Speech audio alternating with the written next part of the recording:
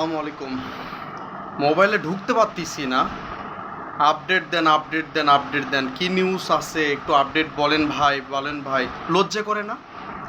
22 মাস বেতন পান না, শুধু আপডেট চান? আরে ভাই, এই 22 মাস যে বেতন পান না, সবাই একসাথে আসে, এটা সবার সাথে কর্মকর্তাদের সাথে কথা বললে এটা মজবুত হয় না? শুধু আপডেট চান কিন্তু আসতে চান না। লজ্জা করে না? 22-23 মাস রানিং বেতন পান না, লজ্জা করে না? আপনি তো কাজ করেছেন, আপনি তো বেতনের যোগ্য। কাজ করেছেন, অফিস করেছেন, বেতন পাবেন। তাহলে কাজ করেছেন, বেতনের যোগ্য আপনি, এটা কি স্যারদের বলা যাবে না? মুখ কি কাটে নিয়ে যাবে? লজ্জা লাগছে? লজ্জা তো আপনি এদের পাওয়ার কথা। কাজ করেছেন, বেতন চাইতে শরম পাচ্ছেন, লজ্জা লাগে না? আসেন না কেন? আমরা এখানে 22 মাস হলে বেতন পাই না, আমরা আলোচনা করি স্যারদের সাথে, আপনারা আসেন না কেন? খালি আপডেট দেন, আপডেট দেন, আপডেট দেন। খুব আপডেট শুনতে চান, তাই না?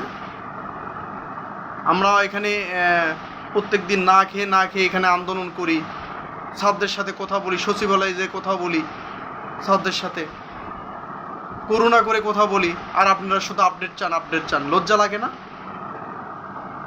আপডেট তো দিবই ভাই, কাজ করতেছি, আপডেট তো অবশ্যই দিব। আপডেট হচ্ছে আমরা দেখেন 22 মাস হলে বেতন পাই না। এই 22 মাসের কোনো দপ্তর পায় না এমন কোনো আছে, অফিস আছে? স্বাস্থ্যসেবা ডিপার্টমেন্টে যারা কাজ করে তারাই শুধু 22 মাস হলে বেতন পায় না।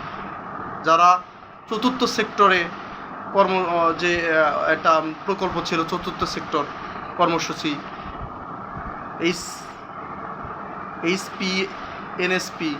এইচপিএনএসপি, যে চতুর্থ সেক্টর কর্মসূচির আওতায় যারা জনবল ছিলেন, তারা 22 মাস হলেই বেতন পান না। সারা বাংলাদেশে 25,000 এই চতুর্থ সেক্টর কর্মসূচির আওতায় ছিলেন, জনবল ছিলেন, তারা বেতন এখন পর্যন্ত পায় না, কিন্তু তারা অফিস করতেছে।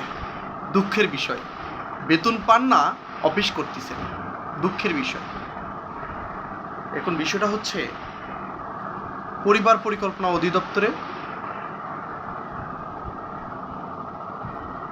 ঊর্ধ্বতম কর্মকর্তারা আছে, তাদের সাথে একাধিক আলোচনা হয়েছে, এবং আজকে 17 তারিখ, আজকে আবারও